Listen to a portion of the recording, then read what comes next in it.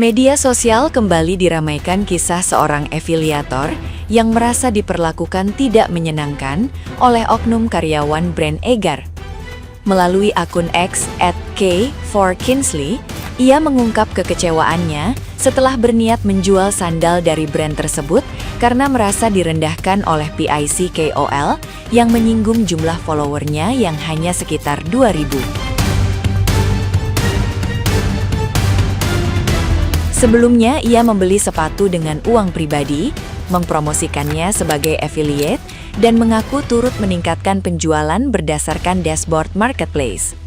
Setelah unggahannya menarik pembeli, pihak brand menghubunginya dan mengirimkan tas sebagai bentuk kerjasama barter. Afiliator itu kemudian mengunggah produk tanpa mengirim draft lebih dulu, sehingga PIC KOL meminta revisi meski kerjasama tidak berbayar.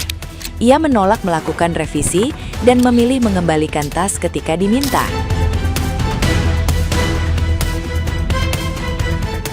Percakapan yang menyinggung jumlah followernya memicu reaksi publik setelah diunggah dan menjadi viral. Banyak netizen yang budiman mengecam sikap tersebut.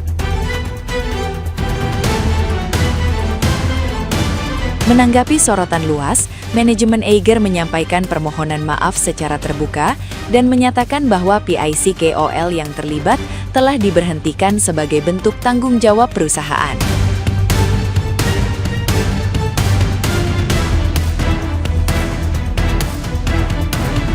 Nah, gimana nih menurut netizen yang terhormat? Silahkan berkomentar ya!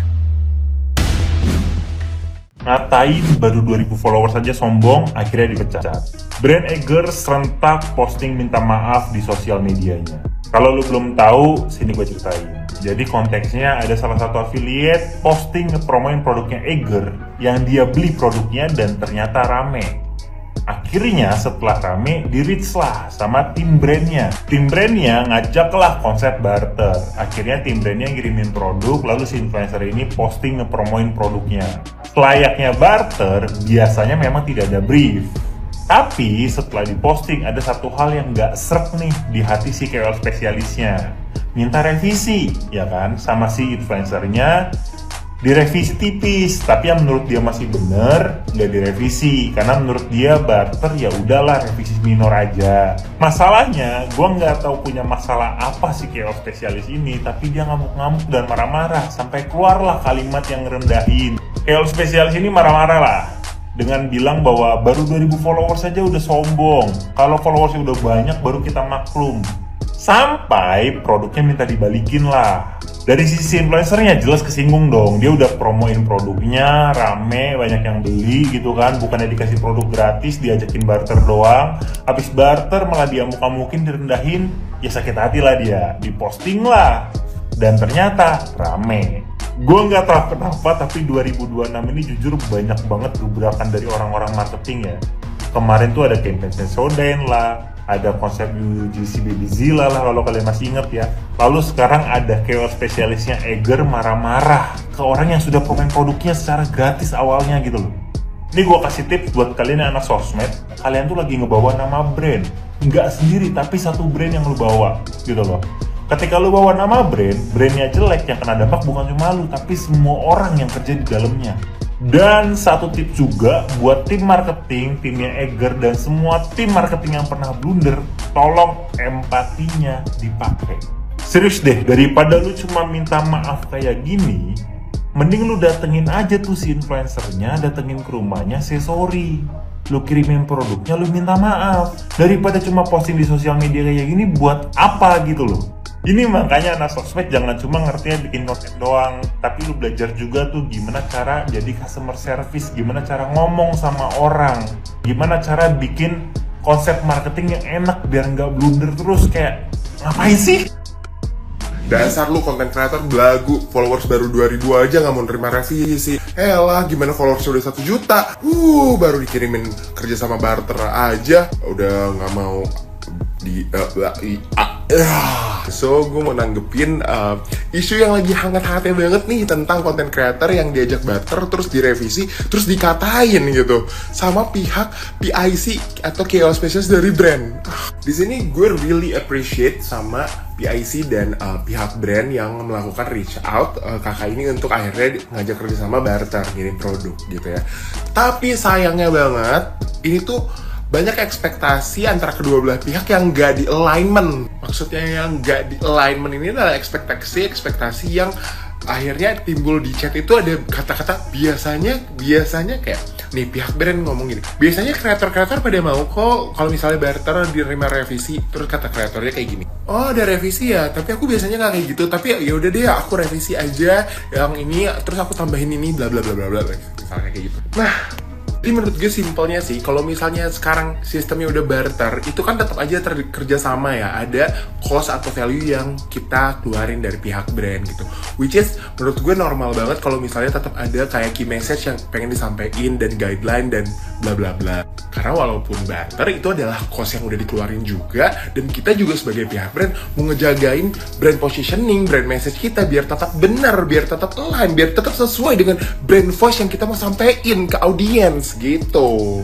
Cuman di sini case-nya menurut gue kayaknya ada persepsi yang mungkin disamaratakan gitu antara sesama kreator ini, karena ada kata-kata biasanya yang harusnya dimana menurut gue simpelnya adalah ya dijelasin aja kalau terms kerjasama barter sama kita tuh seperti ini, sampai keluar kata-kata yang nggak perlu. Nah, kalau dari sisi kreator gue juga sakit hati sih kalau misalnya tiba-tiba dikatain gitu kayak ya udah gue bayar aja, gue juga mampu kok, awal juga gue beli dulu, gue tiba-tiba posting, syukur-syukur gue review bagus terus viral, keuntungan juga kan buat lo.